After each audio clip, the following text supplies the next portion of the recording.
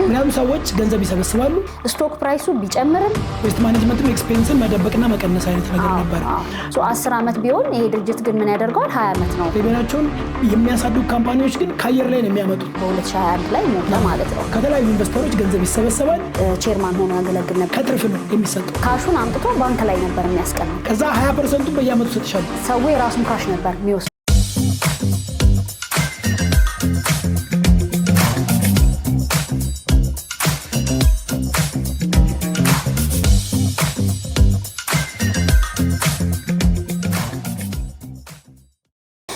በአራተኝነት የምናየው ዌስት ማኔጅመንት የሚባል ካምፓኒ ነው ይሄ በ1968 አሜሪካን የተመሰረተ ነው ከስሙ እንደምንረዳው ከዌስት ጋር በተያያዘ ከቆሻሻዎች ጋር በተያያዘ ወይ ደግሞ ጋርቤጅ ጋር በተያያዘ ኮሌክት እያደረገ የሚሰራ ካምፓኒ ነው ድርጅቱ በአካውንቲንግ ሜተድ ተጠቅሞ ፍሮድ ያደረገ የነበረው ከ1992 እስከ 1997 ባለው ዓመተ ምህረት ነው በሃይስት ስቶክ ፕራይስ የነበረው የዚህ ድርጅት $55 ፐር ሼር ይሸጥ ነበር በኋላ ግን ይሄ ስካንድል ወይ ደግሞ የአካውንቲንግ ፍሮድ ሰርቷል ከተባለ በኋላ $10 ፐር ሼር ይሸጥ ነበር ዶላሩ ማለት ነው ይሄንኛው ከሶስቱ ደግሞ የሚለየው ፍሮድለንቱ ወይ ደግሞ አካውንቲንግ ፍሮድለንት ሲሰራ ነበር ብሎ የተጋለጠው አዲስ ሲኦ ከመጣ በኋላ በ1998 አዲስ ሲኦ ሲመጣ ሙሉ ለሙሉ ሪፖርቱን ኢንተርናል ሪቪው ፈልጋለሁ ብሎ ሲታይ ነው ድርጅቱ ማይሆን ነገሮችን ተጠቅሞ አካውንቲንጉን ማኒፑሌት ሲያደርግ የነበረው ነው ከዚህ ጋር በተያያዘ ምን አይነት አካውንቲንግ ሪከርድ ነበር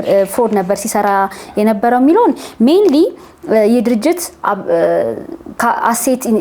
አሴት ኢንሴንቲቭ ነው በተለይ እነዚህ ትራኮች የዌስት ኮሌክሽን የሚያደርግበት ትራኮች ብዙ መኪኖች ነበሩት ስለዚህ ምንድነው የሚያደርገው ለነዚህ ትራኮች ሪፔር ኤንድ ሜንቴናንስ ኮስት ያወጣል ይሄንን ኮስት ሲያወጣ በእኛም ሀገር አለ 20% በላይ ከሆነ ካፒታላይዝ አድርገው የሚባል አለ እሱ ግን ሙሉ ለሙሉ ይሄ ካምፓኒ ግን ሙሉ ለሙሉ የሚያወጣው ሪፔር ኤንድ ሜንቴናንስ ወስዶ ካፒታል ላይ የትራኮቹ ፊክስድ አሴት ላይ ወስዶ ይመዘግብ ነበር ማለት ነው ኢንስቴድ ግማሹን ማን የተወሰነውን ኦፕሬሽን ላይ ማድረግ ነበረበት ስለዚህ ያንን ሳያደርግ አሴቱን በዛ መሰረት ያሳብጣው ነበር ማለት ነው ከዛ ደግሞ ኤክስፔንሱን ደግሞ በዛው መልክ ይቀንሰው ነበር ሌላው ደግሞ የሚያደርገው ምንድነው ዲፕሪሺየሽን ፔሪዱን ነው ሶ እነዚህ እንዳልነው ሞር ፊክስድ አሴት ላይ ሃይ አሴት የነበረው ካምፓኒ ስለሆነ ለምሳሌ አንዱ ትራኩ አሰስ ይደረጋል ዩስፉል ላይፉ ምን ያክል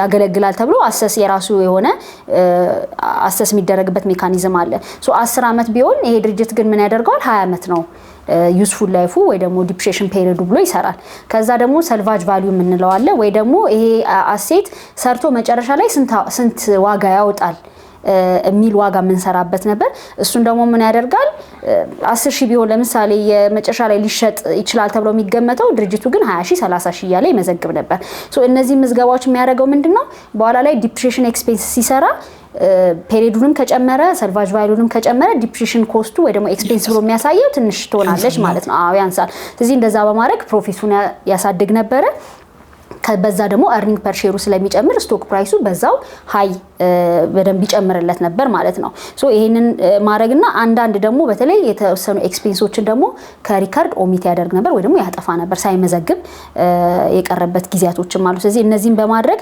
በተለይ ኢን ቶታል ካምፓኒው ይሄንን ሜተድ በመጠቀም ብቻ 1.7 ቢሊዮን USD ኢንፍሌት እንዲያደርግ አድርጓል ማለት ነው ይሄን ከተጋለጠ በኋላ ግን ይሄ ካምፓኒ ከቅድም ካየናቸው ከሶስቱ የሚለየው ባንክራፕሲ ፋይል አላደረገም ኢንስቴድ ምንድነው ሲኦ ካወቀና ከተረጋገጠ በኋላ ግን የተለያዩ ስቴክ ሆልደሮቹን ሰብስቦ አንደኛ ቶታሊ ሊደርሺፕ ቼንጅ አደረገ ካምፓኒው ሪስትራክቸር አደረገ ኔጎሺየት አደረገ በተለይ ከኢንቨስተሮች ጋር ወደ $445 ሚሊዮን ለመክፈል ማለት ነው በ2002 ኔጎሺየት አደረገ ስለዚህ እንደዛ በማድረጉ ምክንያት ድርጅቱ እንደሌላው ኮላፕስ ያደርግ ቀጥሯል አሁን ላይ one of the largest waste management company ሆኖ አሜሪካ ውስጥ እየሰራ ነው ምናልባት እዚህ ላይ ለየት የሚለው ሰርቫይቭ እንዲያደርግ ያደረገው ይሄ ድርጅት ከሌላው በተለየ ምንድነው ሰርቪስ የሚሰጠው ነው ሶ በተለይ አገር ምንድነው እንደ ሀገር ያደግክ በመጣ ቁጥር ህዝቡም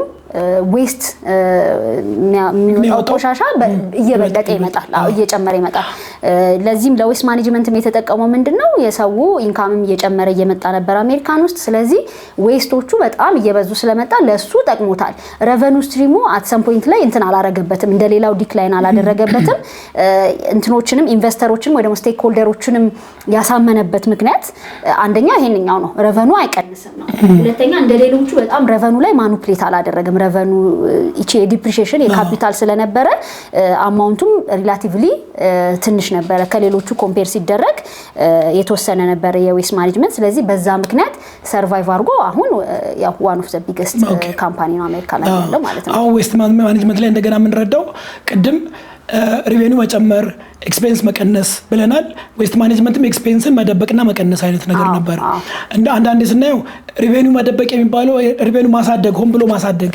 የሚባለው ከየትም የፈጠራ ሪቬኒው ወይም የፈጠራ ገቢ ስለሆነ ማኔጅ ለማድረግ በጣም ከባድ ነው አንዳንዴ ኮስቶችን እንኳን የሚቀንሱ ትንሽ የዛሬውን ኮስት ወደ ነገ የማሸጋገር አይነት ነገር ነው ነገም ኮስት መሆኑ አይቀርም ኢፌክቱ ትንሽ ይሻላል ሪቬኒው በጣም የሚጨምሩት ሪቬኒውቸውን የሚያሳድጉ ካምፓኒዎች ግን ካየር ላይ ነው የሚያመጡት እና ጉዳቱን በጣም ከባድ ነው የሚሆነው አሁን ዌስት ማኔጅመንት ላይ ማኔጅ ለማድረግ የቻሉት አትሊስት የተፈጠረ ነገር ሳይሆን ዛሬ ሪኮግናይዝ መደረግ ዛሬ እንደ ሪቬኒው መታየት እንደ ኤክስፔንስ መታየት ያለበትን ነገር ማሸሻቸው ለነገ ማሸሻቸው እና የአካውንቲንግ ሉፖል አሁን አይፋሬስም ላይ ለዲፕሪሲዬሽን ሲታሰብ መጀመሪያ የሚደረገው ምንድነው ምን ያክል ይሄ ማሽነሪ ያገለግላል ስለዚህ ብዙ ጊዜ ባገለገለ ቁጥር የዘንድሮ ዲፕሪሲዬሽን ያንሳል እነሱ የሚያደርጉት እንደዛ ነው ለምሳሌ 5 አመት የሚያገለግለው መኪና 10 አመት ካሉ የዘንድሮ ዲፕሪሲዬሽን ኤክስፔንስ 10000 ብር ከሆነ መሆን ካለበት 5000 ብር ይላሉ ማለት ነው ስለዚህ ኮስቱ ቀነሰ ማለት ደግሞ ፕሮፊቱ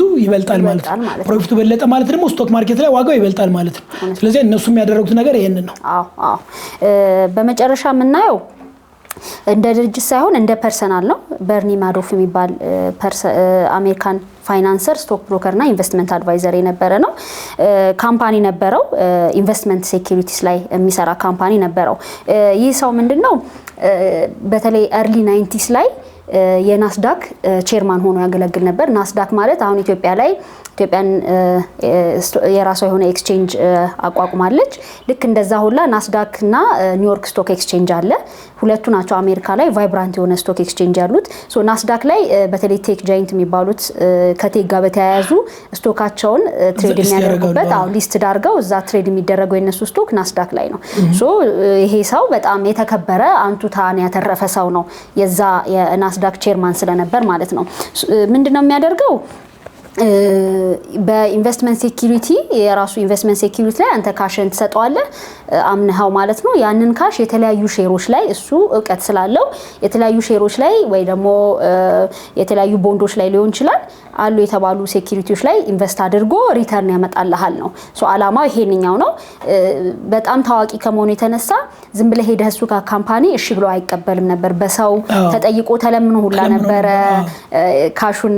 ካሽን ሄደህ ኢንቨስት መታደርገው ሜንሊ ሲያረግ የነበረው ግን ምንድነው ኢንቨስት አያረግም ነበር ካሹን አምጥቶ ባንክ ላይ ነበር የሚያስቀምጠው ያስቀምጥና በወር ከ1 እስከ 2% ሪተርን አለው ይል ነበርና ለሰዎች ይሄ በጣም አጓጊ ነበር ቦዝ ሪቴል እና ኢንስቲትዩሽን ኢንቨስተሮች እሱ ጋር ሄደው ካሽ እስከ $230 ሚሊዮን ሁላ ያስቀመጠ ነበር ሶ እንግዲህ በወር ከ1 እስከ 2 ማለት በአመት እስከ 20 ቆይ ይደርሳል ማለት እስከ 20 የማይገኝ ማለት ነው እንደዚህ ሶ ይሄ ማንንም ሰው ያጓጓል የሱ ደግሞ ልዩነቱ ምን ነበር በአሁን ወር ላይ ፈልጋለሁ ካልክ ኦመንዝሊ ቤዚስ ይሰጣቸው ነበር ያን 2% 1 to 2% ስለዚህ ሰው ይሄንኛው ያስደስቷል ምክንያቱም ሪተርኑን በየወሩ ሲያገኝ ስለነበረ ማለት ነው አክቹአሊ ግን እሱ ምን ነበር የሚያደርገው የራሳቸውን ገንዘብ ነበር የሚሰጣቸው ሶ አንተ የመጀመሪያ ኢንቨስተር ከሆንክ ያስቀመጥከው ልክ እኔ ሁለተኛ ላይ መጥቼ ካሽን ሳስቀምጥ ላንተ ከኔ ካሽ ያወጣ ይሰጣል ማለት ነው 2% በየጊዜው ይሰጣል ሶስተኛ ኢንቨስተር ሲመጣ ደግሞ ለኔ የሚሰጠኝ ከዛ ሶስተኛ ኢንቨስተር ካስገባው ካሽ ላይ ያወጣ ነበር የሚሰጠው ስለዚህ ሰው የራሱን ካሽ ነበር የሚወስደው ማለት ነው በትንሽ ኢንተርቫል እንደሞሰድ ራሱ ዋና እየበላ ነበር እና እንደዛ ነበር የሚያደርገው በኋላ ላይ ይሄንን ያጋለጠው ሌላ አካውንቲንግ ፈርም ነው እሱ ደግሞ ምንድነው ኢንቨስተሮቹም ሪቴልም ኢንስቲትዩሽናል ኢንቨስተር የተወሰነ ነበሩት ከሱ ይሄዱ ወደ በርኒ ማዶፍ መሄድ ጀመሩና ምንድነው ያለው ብሎ ማየት ጀመረ ሲያይ ግን ጤናማ የሆነ ነገር አላየም። አንደኛ 1 to 2% ሲል በጣም ሂጅ ነው። እንደዚህ አይነት ሪተርን በመንዝሊ አይገኝም። ሁለተኛ ነገር ደግሞ ሲያየው ኦን መንዝሊ ቤዚስ ተመሳሳይ የሆነ ሪተርን ነበር የሚሰጠው። ስቶክ ፕራይሱ ቢጨምርም ወደ ታች ቢወርድም ስቲል ሪተርኑ ተመሳሳይ ነበርና እንዴት ይሆናል የሚል ነበር። ምክንያቱም ስቶክ ፕራይሱ ፍላክቹዌት ባረገ ቁጥር ሪተርኑን በዛኑ ያክል ይጨምራል ይቀንሳል። በርኒ ማዶፍ ግን በካምፓኒው አማካኝነት ተመሳሳይ የሆነ ምንም ሪተርኑ ያልተለወጠ ሪተርን ነበር የሚሰጠውና በኋላ ይሄ ሰው ሄዶ ሴኩሪቲ ኤንድ ኤክስቼንጅ ኮሚሽን ትክክል ያልሆነ ነገር ነው በሚል ያው ሄዶ ተናገረ። ከዛ በኋላ ግን ስቲል ሰውም አልተቀበለውም ነበር።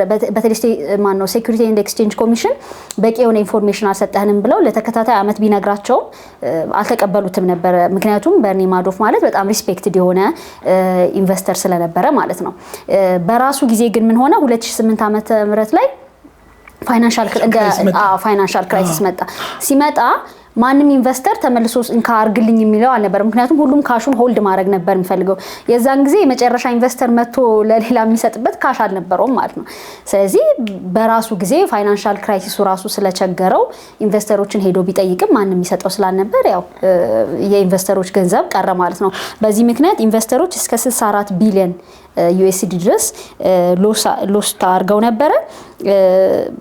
እሱም ደግሞ ያው ወደ በ150 ዓመት ፕሪዝን ወይ ደግሞ የስር ቅጣት ነበር አይደል? አዎ የስር ቅጣት ተፈረደበት። በኋላ ግን በ82 ዓመቱ እዛው እስር ቤት እያለ በ2021 ላይ ሞተ ማለት ነው። እና ይሄም የሚያሳየን ምንድነው ኢንቨስተሮች ስቲል ትረስት ቢያደርጉትም ምክንያቱም በጣም ታዋቂ ነው። አንዳንዴ አሉ እንደዚህ ማህበረሰቡ ላይ የምታውቃቸው በጣም ፋይናንስ ላይ ብዙ መረጃን የሚሰጡ ብዙ ዌል ዴቨሎፕ የሆኑ በጣም ሰውም ሪኮግናይዝ ያደረጋቸው ሰዎች አሉ። እነሱን አምነህ ስትገባ የበርኒ ማዶፍ እንደዛ ነበር። በቃ እሱ ካለ አለን ነው ብሎ ነበር ሰው ኢንቨስት የሚያደርገውና ያን ያክል ትረስት ነበረው። ግን ያው at the end of the day ብራቸውን ከስረዋል ማለት ነው። በጣም ኢንተረስቲንግ ነው። በተለይ በርኒ ማዶፍ እንግዲህ በፋይናንስ ቋንቋ ፖንዚ ስኪም የሚሉት አይነት ነገር ነው። ፖንዚ ስኪም ወይም ፒራሚድ ስኪም ይሉታል። በተፈጥሮ ፒራሚድ ስኪም እንግዲህ ንግድ ማለት ትሸጫለሽ፣ ለዛ ወጭ ታወጫለሽ፣ ትርፍ ይኖራል፣ ከትርፍሽ ተወስጃለሽ፣ ለኢንቨስተሩ ካሉሽም ለኢንቨስተር ትሰጫለሽ። ንግድ በዋናነት ከትርፍ ነው የሚሰጠው። ዋናው ይሄ ነው። ግን ከዚህ የሚለየው ፖንዚ ስኪም ወይም ፒራሚድ ስኪም በትርፍ ሳይሆን የሚንቀሳቀሰው በሚመጣ ገንዘብ በሪቬኑ። ስለዚህ በተለያየ መንገድ እኛም ሀገር አይተነዋል ይሄን ነገር። ምክንያቱም ሰዎች ገንዘብ ይሰበስባሉ። ገንዘብ ከሰበሰቡ በኋላ የሆነ ነገር እንሰራለን ይላሉ። ለሰዎች በቃ እንሰራለን ይላሉ። አንዳንዴም ገንዘብም ሊሰጡ ይችላሉ። ይሄ ነገር ችግር የሚገጥመው ቅድም እንዳልሽው ከኋላ የሚመጣ ሰው ሳይኖር ነው። ስለዚህ እያተረፉ አይደለም፣ ኢንቨስት እያደረጉ አይደለም፣ እየሰሩ አይደለም። ከራስሽ ገንዘብ ለምሳሌ ቀላል እኮ ነው። 1 ሚሊዮን ብር ካንቺ ወስዳለሁ 20% ሰጥሻለሁ እልሻለሁ። ከዛ 20%ቱን በየአመቱ ሰጥሻለሁ። ያቺ 1 ሚሊዮን እስክታልቅ እኮ ልሰጥሽ ይችላል። አንቺ ታመሰግኛለሽ። በነገራችን ላይ እኛ ሀገር ኢንፍሌሽኑ ስላለ ለምሳሌ ኢንፍሌሽን እኛ ሀገር 35% አካባቢ ነበረ። አሁን ወደ 20 ወርዷል ተብሏል። አሜሪካን ሀገር እና በጣም ዲቨሎፕ የሆኑ ሀገሮች 20% ሪተርን ማለት ተአምር ነው። እጅግ በጣም ትልቅ ተአምር። ምክንያቱም የባንክ ኢንተረስት 2% 3% አካባቢ ነው። በ2% የባንክ ኢንተረስት እና 20% ኢንፍሌሽኑም ከዛ ከ1% ከ2% አይበልጥም። ኢንፍሌሽኑ 2% ሆኖ 20% ማለት ኦልሞስት ተአምር ነው። ለዛ ነው ብዙ ሰዎች ወደዛ ይሄዱለት። በእኛ ኬዝ 20% ተአምር አይደለም። 20% ማለት ኢንፍሌሽኑ 20 አካባቢ ነው። አሁን ያውም ወርዶ ማለት ነው። ሪተርን አንድ ሰው 20 ቢሰጥሽ ኦልሞስት ከኢንፍሌሽኑ ጋር አንድ ነው ማለት ነው። ግን በጣም የተጋነነ አንድ ሰው የተጋነነ ነገር ሲሰጥ መጠየቅ ያስፈልጋል። እንዴት ሊሆን ቻለ ማለት ያስፈልጋል። ስለዚህ ከዚህ የምንረዳው ነገር ምንድነው? አንደኛ አንድ ሰው በቃ ሪኮግናይዝ ተደርጓል ተከብሯል ምናምን ማለት ሁሌም ያን ነገር ያደርጋል ማለት አይደለም። ፈረንጆች አንድ የሚሉት ነገር አለ፣ ትረስት ኤንድ ቬሪፋይ የሚል። አንድን ሰው እመኙ ማመን ጥሩ ነው፣ ግን እምነቱ ላይ አትቁሚ፣ ቬሪፋይ አድርጊው ይባላል። ስለዚህ አሁንም ወደ ስቶክ ማርኬት ወደ ካፒታል ማርኬት እና አንደር ካፒታል ማርኬት ደግሞ የኮሌክቲቭ ኢንቨስትመንት ስኪም ይባላል። ኮሌክቲቭ ኢንቨስትመንት ስኪም ማለት እንደ ሜዶፍ እንደሰራው ከሰዎች ከተለያዩ ኢንቨስተሮች ገንዘብ ይሰበሰባል። እነዛ ሰዎች ኢንቨስት ያደርጉታል፣ ኢንቨስትመንት ማኔጀሮች ኢንቨስት ያደርጉታል። ከዛ የሚገኘውን ትርፍ ያከፋፍላሉ። ስለዚህ አንዳንድ ሰዎች ስማርት ሆነው ሁሌ ገንዘብ ወደ እነሱ እንዲመጣ ብለው ያላተረፉትን ገንዘብ በጣም ብዙ ፐርሰንት ሊሰጡ ይችላሉ። የዚህኔ መጠራጠር መቻል አለብን። ከየት ነው የሚመጣው ይሄ ገንዘብ? እውነት ኢንቨስት ይደረጋሉ ወይ? አካውንታንቶችን መመርመር፣ ኦዲተሮቹ በደንብ እያዩት ነው ወይ ብሎ ኢንቨስቲጌት ማድረግ። ከዚህ በጣም ብዙ እንማራለን። ምክንያቱም በተለያየ ጊዜ እኛም ሀገር አሁን አንዳንድ ሰዎች በጣም ጥሩ የሚያጓጓ ነገር ይሰጣሉ፣ ለመስጠት እንትን ይላሉ። ምንድነው የሚባለው? አንድ ነገር በጣም የሚያጓጓ በሆነ ቁጥር ቬሪፋይ ማድረግ ያስፈልጋል። ምክንያቱም የኢንዱስትሪው ስታንዳርድ አለ። ኢንዱስትሪው 20-30% እየሰጠ አንድ ሰው ድንገት መጥቶ 100% ሲሰጥ እንግዲህ አንድ ኢንዱስትሪ ላይ ያለ ነው። ምናልባት በ10 እና በ15 በ20 እና በ25 በ30 እንደዚህ ድረስ ሊለያይ ይችላል። ግን በጣም አንድ ሰው ድንገት ኢንዱስትሪው 10% እየሰጠ 20% እየሰጠ 100% ይሰጣለው ሲል ከኋላው ያለው አሳምሽን ምንድነው ብሎ መጠየቅ አለብንና ከዚህ ትልቅ ነገር እንማራለን። እና በርኒ ማዶፍ በጣም ብዙ ሰዎችን ክራይሲስ ውስጥ የከተተ፣ ብዙ ሰዎች የጡረታ ገንዘባቸውን አውጥተው ነው የሰጡት። የጡረታ ገንዘባቸውን ያጡ ራሳቸው ሁሉ ያጠፉ ሰዎች አሉ። ትልቅ ፋይናንሻል ክራይሲስ ነው የደረሰው አሜሪካ ላይ። እንግዲህ $65 ቢሊዮን በጣም ብዙ ነው እና ይሄንን ያደረገ ሰው ነው። ይሄን ነገር ከዚህ በጣም ብዙ መማር መቻል አለብን። ኢንቨስትመንት አድቫይዘሮች፣ ኢንቨስትመንት ማኔጀሮች፣ ኢቭን ካምፓኒዎችም አንዳንዴ ሌሎቹን ኢንቨስተርስ ለመሳብ ብለው ዘንድሮ ይሄን ያክል ፐርሰንት እንሰጣለን ሲሉ ያ ሪተርን የመጣበት ፋይናንሻል ስቴትመንት ምንድነው መባል ያስፈልጋል። ምን ቢሆን ነው ትርፉ ምንድነው? እና አንዳንዴም ኦዲተሩ ወይም ፋይናንሻል ስቴትመንት የሰራው አካውንታንት ላይ ጥርጣሬ ካለብን እንደገና ሌላ ኦዲተር እንዲያዩ ኢንቨስቲጌት እንዲደረግም ወደኋላ እንግዲህ ምን ሜካኒዝም መፍጠር አለብን የሚለው ወደኋላ እናየዋለን። ግን መጠራጠር መቻል አለብን። አሁን ይሄን ሁሉ ነገር ከውጭ ሀገሮች ተምረናል። ወደ ኢትዮጵያ ስንመጣ የአካውንቲንግ እና የኦዲት ሌቭላችን የት ላይ ነው ደግሞ ብለን መጠየቅ መቻል አለብን። እንግዲህ በአብዛኛው ሊስት የሚደረጉ ካምፓኒዎች ፕራይቬት ካምፓኒዎች ናቸው። በእርግጥ የተወሰኑ የመንግስት ድርጅቶች ሊስት ይደረጋሉ። ግን ወደ ካፒታሊዝም እየሄድ እንደመሆናችን መጠን አብዛኛው የኢኮኖሚው ትልቁ ተጫዋች ፕራይቬት ሴክተሩ እንደመሆኑ ፕራይቬት ሴክተሩ ምን ሌቭል ላይ ነው ያለው ስንል እውነት ለመናገር ኢቭን በአፍሪካ ስታንዳርድ የፕራይቬት ሴክተራችን ዲቨሎፕ በደንብ አልሆነም። አብዛኛው ዋን ማን ሾው ነው። አብዛኛው ሲስተምና ፕሮሲጀር የሌለው ካምፓኒ ነው። ብዙ ጊዜ እንዲያውም ባለቤቱ ኦነሩ ምናምን የለም ማለት ካምፓኒው አይኖርም እየተባለ እንትን ሰምተናል። ያ ማለት በኢንስቲትዩሽን ደረጃ በደንብ እንትን አልሆነም፣ አልተጠናከረም ማለት ነው። ከዚሁ ካለመጠናከሩ ጋር ተያይዞ የአካውንቲንግ ሲስተሙም እንደዛው ነው። አካውንቲንግ ሲስተማችን በደንብ የጠራ አይደለም። በአብዛኛው ደግሞ የኛ ችግር ምንድነው? አካውንቲንግ እና ስለ ፋይናንሻል ስቴትመንት ትዝ የሚለን በዋናነት በመጀመሪያ ታክስ ስንከፍል፣ እንዲያውም አካውንቲንግ እና ፋይናንሻል ስቴትመንት ለታክስ ብቻ የሚያገለግል ነው ይመስለን። ሌላ ደግሞ ወደ ባንክ ስንሄድ ባንኮቹ ምንድነው የምትሰሩት ፕሮፊታቢሊቲያቸውን አሴታቸውን ማየት እንፈልጋለን ሲሉ ወደ ባንክ ስንሄድም የዛኔ ትዝ ይለናል እንጂ ፋይናንሻል ስቴትመንት የአንድን ካምፓኒ ምንነት እና ማንነት ይገልጻል ብለን በደንብ ብዙዎቻችን አላመንበትም። ስለዚህ ፋይናንሻል ስቴትመንቶቹ መጀመሪያ ያን ያክል ቫልዩ እንዳላቸው ጥቅም እንዳላቸው ሪኮግናይዝ ማድረግ መቻል አለብን። ትልቁ ነገር ከዛ ይጀምራል። ቫልዩ ካደረግን ሁለተኛ ደግሞ ፋይናንሻል ስቴትመንቶቻችን ፋይናንሻል ሲስተማችን ምን ደረጃ ላይ ነው ያለነው። በተለይ ሁላችንም ብዙ ጊዜ የምናውቀው ነገር ነው። አሁን እኔ እንጃ እንግዲህ ፎርማል የሆነ ጥናት አላጋጠመኝም፣ ግን ብዙዎቹ ፕራይቬት ሴክተር ላይ ያሉ ድርጅቶች የንግድ ድርጅቶች የሚጠቀሙበት አንድ ሶፍትዌር አለ ፒችትሪ የሚባል። ያ ሶፍትዌር ፕሮፐርሊ ከካምፓኒው የተገዛ አይደለም። ፓይሬትድ የሆነ ወይም ዝም ብሎ እንዲሁ ፎርጅድ የሆነ ነው ማለት እንችላለን። እና የቢሊየን ብር ሽያጭም ያለው የሚሊየንም ትንሽም ሽያጭ ያለው ሁሉም በዛ ይጠቀማል። መጀመሪያ ይታመናል ያ ሶፍትዌር። ምክንያቱም አንድ ነገር ዋጋ ወጥቶበት ቬንደር ኑሮ ሻጭ ኖሮ ቬንደሩ ላይ ሪስፖንሲቢሊቲ ኖሮ በትክክል በአግሪመንት ካልገዛን ዋስትና ኑሮት ካልገዛን ፌል ቢያደርግ የማን ያለ ይባላል። በማንም እንትን ልንል አንችልም። ስለዚህ ሊሳበብ አይችልም። ስለዚህ አንደኛ አካውንቲንግ ክብር ሰጠን በትክክል መስራት አለብን፣ መጀመር መቻል አለብን፣ በተለይ ከካፒታል ማርኬቱ ጋር በተያያዘ። ሁለተኛ እነዚህ የአካውንቲንግ ሲስተም የምንጠቀምበት ሶፍትዌር ከየት ነው የምናመጣው ብለን ማሰብ መቻል አለብን። አሁን አንድ ሁላችንም የምንገነዘበው ችግር ሁላችንም ፒችትሪ ወይም ሳፕ ወይም ሌሎቹም እንግዛ ብንል ምናልባት ሀገሪቱ በቂ ዶላር ላይኖራት ይችላል። ይሄ ችግር እንዳለ የታወቀ ነገር ነው። ግን ስቴክሆልደሮች ማሰብ ያለባቸው እንዴት ማኔጅ ማድረግ ይቻላል። ምናልባት ሎካሊ ዴቨሎፕድ የሆኑ ሶፍትዌሮች እዚሁ ተገዝተው ዲስትሪቢዩት የሚሆኑበት በደንብ ትሬን ተደርጎ የሚሰጡበት። ምክንያቱም በተሰረቀ ነገር ልንቀጥል አንችልም። ስለዚህ ሎካል ዴቨሎፕድ የሆነ ሶፍትዌር ያ ሶፍትዌር ደግሞ ማኔጅ የሚደረግ ሶፍትዌር ትሬንድ የሆነ ሶፍትዌር አሁን አብዛኞቹ አካውንታንቶች ፒችትሪ ላይ በደንብ ሰልጥነዋል። እንዲያውም ቱ ዘ ኤክስቴንት ፒችትሪ ማለት አካውንቲንግ እስኪሆን ድረስ ፒችትሪ ነው ምናምን መባል ጀምሯል። አንዳንዴ ወደ ታክስ ኦፊስም ስቴጅ የፒችትሪ ባካፕ አምጣ መባል ተጀምሯል። ያ እንዲሁ ከተለምዶ የመጣ ነገር ነው እንጂ ትክክልም አይደለም። አካውንቲንግ ሶፍትዌር ግን ባካፕ አምጣ ነው እንጂ ፒችትሪ ወይም ሳፕ አይባልም። ምክንያቱም ይሄ የፕራይቬት ዌልዝ ነው እና ሌሎቹንም ዋጋ ማሳጣት አይነት ነገር ሊሆን ይችላል። ሁለተኛ ራሱ ፒችትሪ በአብዛኞቹ የምንጠቀምበት የተሰረቀ ሶፍትዌር ነው። ሻጩ የማይታወቅ ሶፍትዌር ነው። ሪላያብል ወይም ታማኝነት ያለውም አይደለም። ነገ ሊወድቅ ይችላል እና ይሄንን ግምት ውስጥ በማስገባት ልናስብበት ይገባል። አስበን ምን እንጠቀም። አንደኛ ደግሞ ከሶፍትዌሩ በተጨማሪ ሌላው ትልቁ ችግር ደግሞ አሁን ኢትዮጵያ ውስጥ ያለው አንዳንዶቹ አካውንቲንግ ሶፍትዌር ያላቸው ፒችትሪም ሊሆን ይችላል። ከዛ ያ ዴታ የት ነው የሚቀመጠው? ዌርሃውሱ የት ነው? ስቶር የሚደረገው የት ነው? ብዙዎች አይተሽ እንደሆን ወይ ለኦዲት ፐርፐዝ ወይም ለአናሊሲስ ፐርፐዝ እስኪ የት ነው ያለው ዳታው ስንላቸው አይ በቃ በፍላሽ እሰጥሃለሁ፣ ፍላሽ ውስጥ ነው ያለው። ያ ፍላሽ ሊወድቅ ይችላል። አንድ ኮምፒውተር ውስጥ ሊሆን ይችላል። ያ ኮምፒውተር ሊጠፋ ይችላል፣ ሊሰረቅ ይችላል። ያ ኮምፒውተር ተሰረቀ ማለት ፍላሹ ጠፋ ማለት የካምፓኒው የፋይናንሻል ታሪክ ጠፋ ማለት ነው። እውነት ለመናገር ካምፓኒው ጠፋ ማለት ነው። ምክንያቱም አንድ ካምፓኒ የፋይናንሻል ስቴትመንት እና ያን ባካፕ የሚያደርግ ዳታ ከሌለው ካምፓኒው አለ ማለት አይቻልም።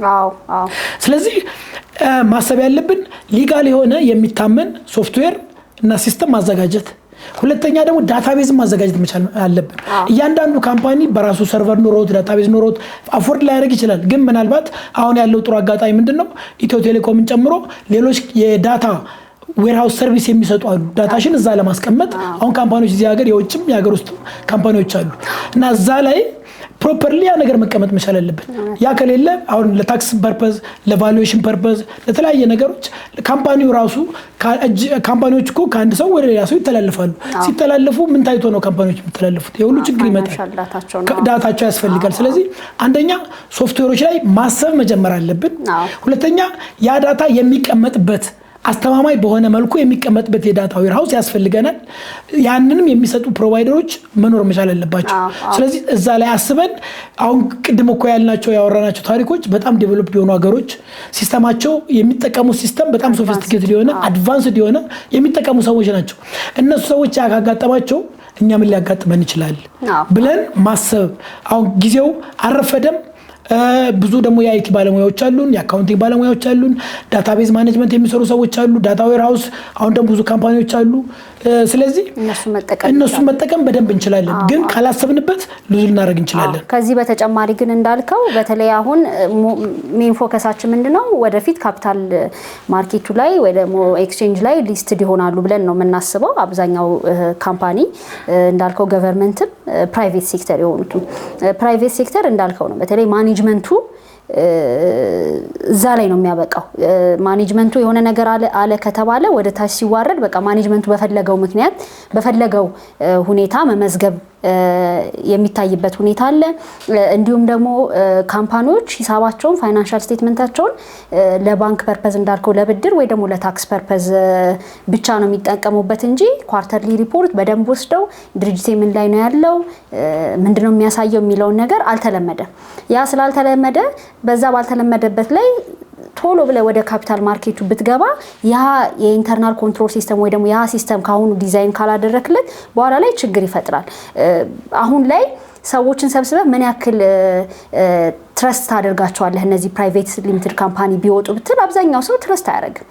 ስቶካቸውን ለመግዛት ትረስት አያደርግም። ምክንያቱም ምንድነው ብዙ ቦታ ስለሰራ እናውቀዋለን እንዴት እንደሆነ ሂሳቡን ማለት ነው። ትኩረት የሚሰጠው ለታክስ ፐርፐዝና ለኦዲት ነው እንጂ እውነት ሂሳቡ የድርጅቱን ለማሳደግ ድርጅቱ ለወደፊት ምን ያክል ግሮዝ አለው ተብሎ በደንብ ተጠንቶበት ከዛ ሂሳቡን በዛ ምክንያት ታይቶ እስቲ እንዴት እናርግ ብሎ ሂሳቡን ዲፔንድ አድርገህ ዲሲሽኖችን ሜክ አታደርግም። እና ያንኛው ክፍተት ስላለ በተለይ አሁን ላይ ለአካውንቲንግ ለኢንተርናል ኦዲት እና ለኤክስተርናል ኦዲት ከፍተኛ የሆነ ትኩረት መስጠት አለባቸው ድርጅቶች ካሁኑ ጀምሮ። ፋይናንስ ቲሙ እስካሁን ያየናቸው እነዚህ ካምፓኒዎች ዋኖቹ ከሲኦ ባሻገር ይሄንን ነገር ያውቁ የነበሩት ፋይናንስ ቲሙ ነው እንጂ ሌላው ቲም ይሄንን ነገር የድርጅቱ ፎል እንደሚያደርግ ክራይሲስ ላይ እንደሆነ ሌሎቹ ዲፓርትመንቶች ወይ ደግሞ ከተባረሩት 20,000 ሰራተኞች ምናልባት 3 4 5 ያሉት የፋይናንስ ቲም እና ሲኦ ነው ሊያቀም ይችላል።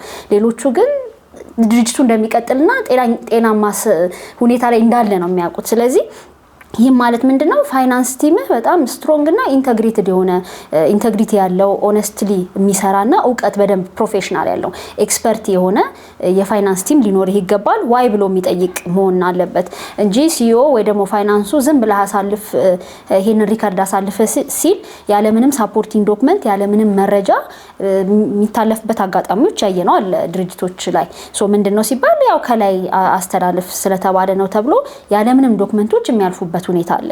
ያ ግን ትክክል አይደለም። እንደ አካውንታንት ወይ ደግሞ እንደ ፋይናንስ ቲም መጠየቅ መቻል አለብን።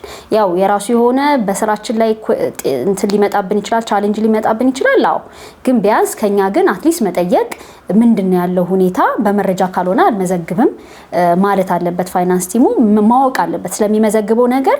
በተለይ አሁን ፐብሊካሊ ሊስትድ ስትሆንና የሆነ ነገር እዛ ካምፓኒ ላይ ቢፈጠር ሌጋል ላይ ከሄደ አካውንታንቱ ነው የሚመጣው እና ፋይናንስ ቲሙ ነው መጥቶ የሚመሰክረው ትክክል ነው እያንዳንዷን ኤክስፕሌን የሚያደርገው። ስለዚህ ኤክስፐርቲዝ የሆነና ኤክስፒሪየንስድ የሆነ ፋይናንስ ቲም ያስፈልጋል። ቅድም እንዳየነው በወርልድኮም ኢንተርናል ኦዲተር ናት። ብዙ ጫና በስቶባትም ቢሆን ያወጣችው ኢንተግሪቲዋ ስለሚበልጥባት ማለት ነው። ስለዚህ እኛ ሀገርም ኢንተርናል ኦዲተር በቃ ብዙም እንትን አይልም። ከትኩረሳይ ካምፓኒ በቃ ኢንተርናል ኦዲተር ያስቸግረኛል ብዙም የኢንተርናል እንደ ችግር ነው የሚታዩት። ችግር እንደተቀመጠ አይነት ነገር ተደርጎ ነው የሚታየው ኢንተርናል ኦዲተር እንጂ በዛ ሚንስ ግን መሆን የለበትም። ድርጅቶች በተቻለ መጠን ሁሉም ኢንተርናል ኦዲተር ቢኖራቸው ኳሊፋይድ የሆኑ ራሱን የቻለ ትምህርት አለው ኢንተርናል ኦዲተር። አብዛኛው እኛ ጋር ምንድነው አካውንቲንጉን ኦዲቱን የሰራ ኤክስተርናል ኦዲት ሆኖ የሰራ አካውንቲንግ የሰራ ነው ወደ ኢንተርናል ኦዲት የሚቀመጠው። ግን በውጭ ዓለም ግን ስናይ ኢንተርናል ኦዲት ራሱን የቻለ ትምህርት አለው። ልክ ኤሲሲ እንደሆነውላ የኢንተርናል ኦዲተር ደግሞ አለ ሲአይኤ የሚባል ኳሊፊኬሽን አለው። ስለዚህ ምንድነው እሱ የራሱን የቻለ በደንብ ኤክስፐርቲዝ አለው። ያንን እንደዚህ አይነት ኳሊፋይድ የሆነ ሰው ማስቀመጣችን ምንድነው ድርጅታችን ለወደፊት ከእንደዚህ አይነት ከምናያቸው ካየናቸው ክራይሲሶች እንዳይገባ ያደርገናል ማለት ነው። ስለዚህ እነዚህን በደንብ ትኩረት ሰጥተን በተጨማሪም ኤክስተርናል ኦዲት ላይም እንዳለው አሁን ላይ ኢትዮጵያ ላይ የሚታየው 10,000 15,000 ብር ከፍለኸው ዝም ብሎ ሪፖርት ያወጣልሃል። ከዛ ባንክ ትሄድበታለህ፣ ታክስ ዲክሌር ታደርግበታለህ። ከዛ ውጭ ግን ያንን ሪፖርት አትጠቀመው ማለት ምንድነው እውነት ካምፓኒ ላይ እንደ ኦነርም እንደ ማኔጅመንትም እንደ ሼር ሆልደርም እንደ ማኔጅመንትም ምንድነው የሚያሳየው ቁጥሮቹ ምንድነው የሚናገሩት ስለ ካምፓኒ የሚለው በብዛት አይቶ እያንዳንዷን የሚጠይቅ ባለሀብትም ስቴክ ሆልደርም ሼር ሆልደርም ብዙ የለማውና ያ ነገር መሻሻል አለበት። በተለይ ውጭ ሀገር ኤክስተርናል ኦዲት የሚያወጣው ሪፖርት በጣም ነው የሚፈራው።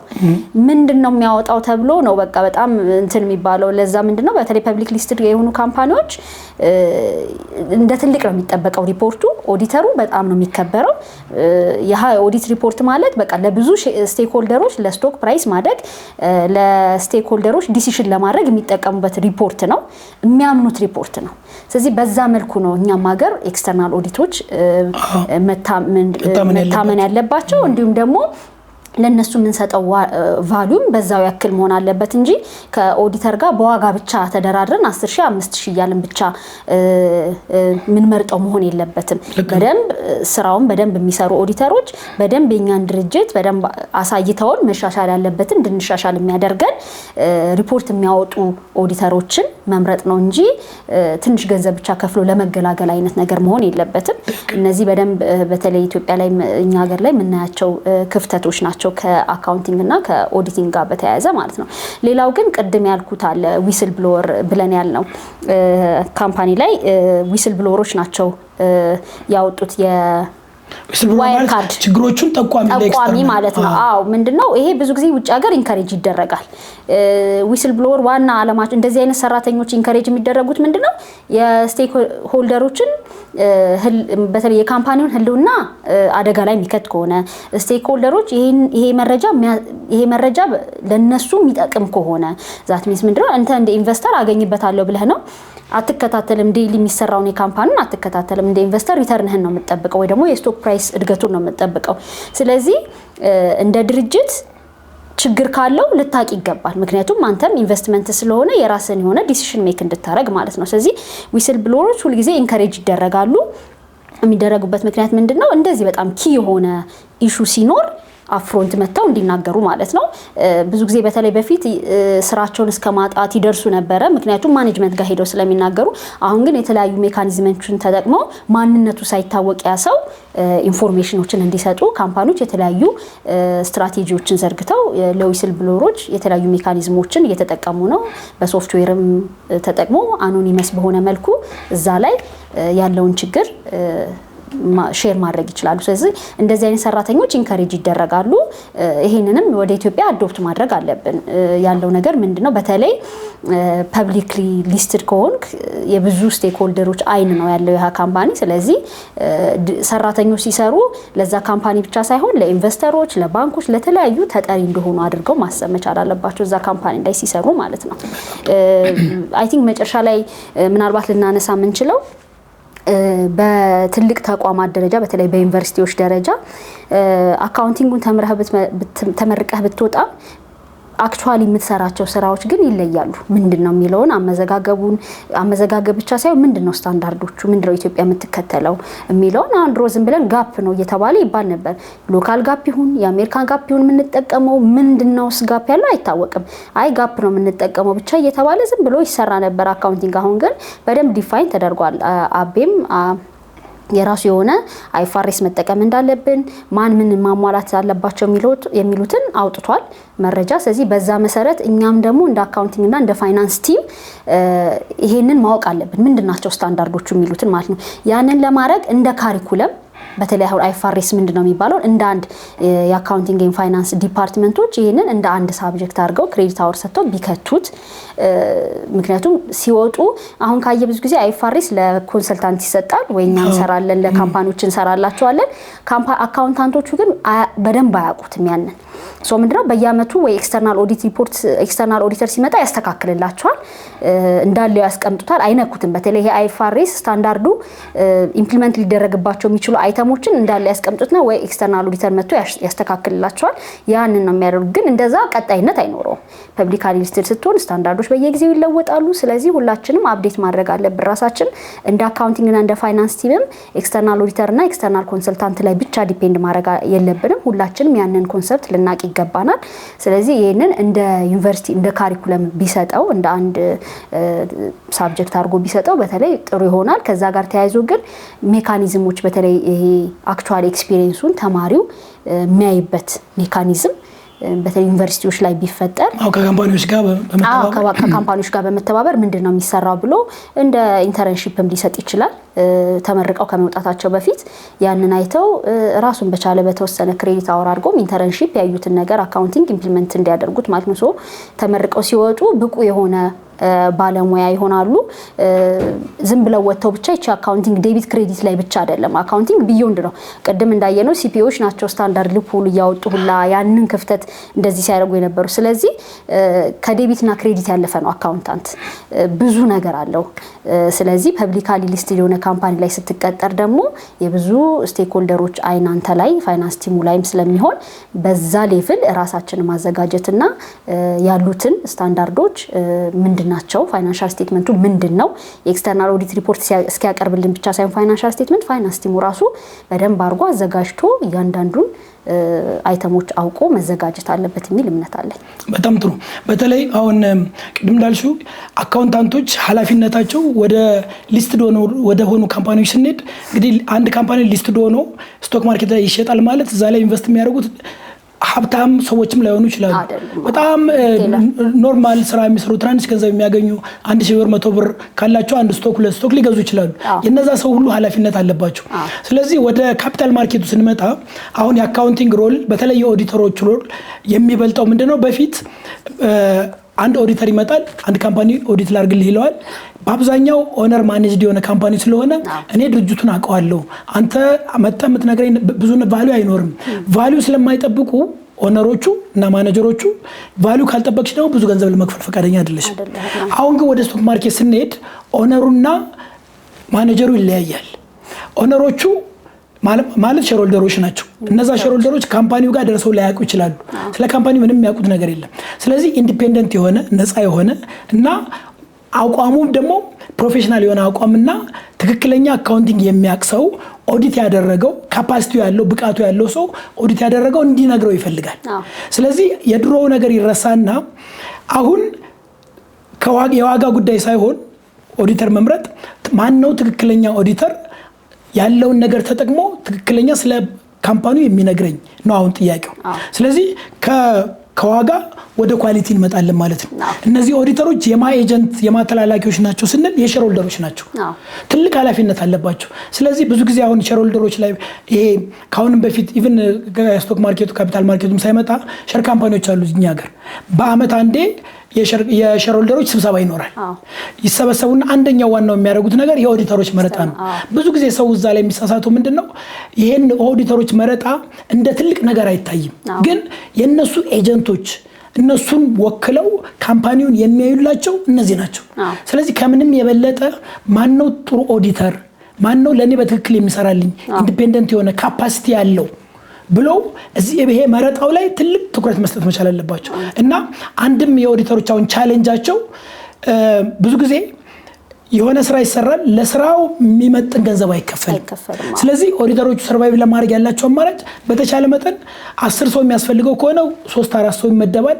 ምናልባት 2 ወር የሚፈጅ ከሆነ በአንድ ወር ውስጥ ነገሩን አፋጥ ነው ኦዲት ሪፖርት ኢሹ ማድረግ።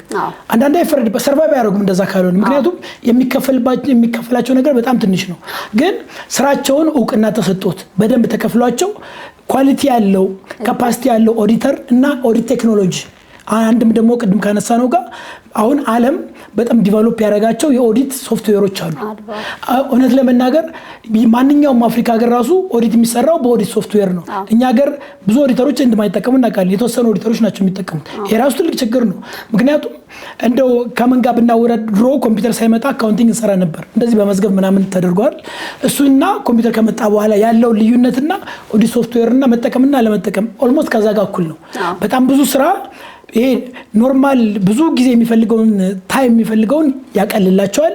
ማተኮር ያለባቸው ነገር ላይ አንዳንዴ ማተኮር የሌለብሽ ነገር ላይ ብዙ ጊዜ ስታጠፊ ሪስክ ያለባቸው ነገር ሳታይ ትቀሪያለሽ። ስለዚህ ሶፍትዌሩ ይሄ በአብዛኛው ሩቲን የሆነውን ነገር ስለሚያስቀርላቸው በትክክል ሪስኩን አይደንቲፋይ አድርገው የወከላቸውን ሼር ሆልደር በትክክል ሰርቭ ሊያደርጉ ይችላሉ። ስለዚህ አሁንም ሼር ሆልደሮች ሲመርጡ ኮስት ላይ ከማተኮር ይልቅ እኔን ማን ነው የሚወክለኝ ማን ነው ጥሩ ኦዲተር እንደዛ ሲበረታቱ ኦዲተሮች ወደ ኳሊቲ ሼር ሆልደሮቹ ወይም መረጣው ወደ ኳሊቲ እንደሄደ ሲገባቸው ብዙ ኦዲተሮች ወደዚህ ይመጣሉ።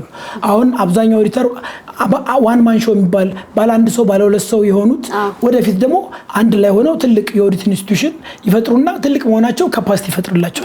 ካፓሲቲ ፈጠረላቸው ማለት ሼር ሆልደሮቹ በትክክል ያገለግሉ ይችላሉ ማለት ነው። ስለዚህ ያለ ካፓሲቲ የምንሰራው ነገር የለም። የአካውንታንቶች ኳሊቲ ካፓሲቲ የአካውንታንቶች የኦዲተሮች ካፓሲቲ ካልጠነከረ መጨረሻ ላይ የሚወጣው ስቶክ ቫልዩ የሚደረግበት ዳታ ትክክል አይደለም ላይሆን ይችላል አናምነውም ማለት ነው። ስለዚህ ከትንሽ ጊዜ በኋላ ደግሞ የማይታመን ከሆነ ስቶክ ማርኬቱም ብዙ ሰው ያን ያክል ፍላጎት የማይኖር ሊሆን ይችላል። ስለዚህ አሁንም የዚህ ውይይት ትልቁ ዓላማ ኢትዮጵያ ውስጥ ካፒታል ማርኬት እየመጣ ነው። ሌሎች ሀገሮች የተሳሳቷቸው ስህተቶች ነበሩ። እኛ ከሌላው ምን እንማርና የሚመጣውን ካፒታል ማርኬት እንዴት ቫይብራንት እናድርገው እንዴት ጥሩ እናድርገው ነው ዓላማው። ስለዚህ አንደኛው ጥሩ ለማድረግ ኦዲተሮችና አካውንታንቶች ካፓሲቲያቸውን መገንባት ኦዲት ስቴትመንቶች አካውንቲንግ ስቴትመንቶች ጥሩ እንዲሆኑ ታማኝ እንዲሆኑ ማድረግ እና የካፒታል ማርኬቱን ሰርቭ እንዲያደርጉ ሼር ሆልደሮቹን ሰርቭ እንዲያደርጉ ማድረግ ነው። በዚህ አጋጣሚ ግን ምናልባት ያቀረብናቸውን ካምፓኒዎች ተመልካቾቻችን ከፈለጉ ዩቲዩብ ላይ ፍሪ ሆኑ ቪዲዮዎች አሉ ከነዚህ ካምፓኒ ጋር ተያይዞ እንዲሁም ደግሞ ጉግል ላይ ወይ ደግሞ ኤአይ ላይ ሰርች ቢያደርጉ ራሱ ብዙ ሪፖርቶች የተሰሩ በእነዚህ ካምፓኒዎች ላይ የተሰሩ ስላሉ እዛ ላይ ሄደው በደንብ ደግሞ የበለጠ ግንዛቤ ማግኘት ይችላሉ። በጣም ጥሩ። ተመልካቾቻችን ዛሬ አካውንቲንግ እና ካፒታል ማርኬት በሚል ነበር የተወያየነው። ከዛሬው ውይይት ጥሩ ነገር ታገኛላችሁ ብለን እናምናለን። የዛሬው ውይይት ወደ ኢትዮጵያ የሚመጣውን ስቶክ ማርኬት አካውንታንቶችንና ኦዲተሮችን የአካውንቲንግና የኦዲት ፈርሞችን በማዳበር በማጠናከር ኢትዮጵያ ውስጥ የሚመጣው ካፒታል ማርኬት ይበልጥ ህዝብን የሚያገለግል የኢትዮጵያንም ኢኮኖሚ የሚያዳብር ይሆናል ብለን እናስባለን። እናመሰግናለን።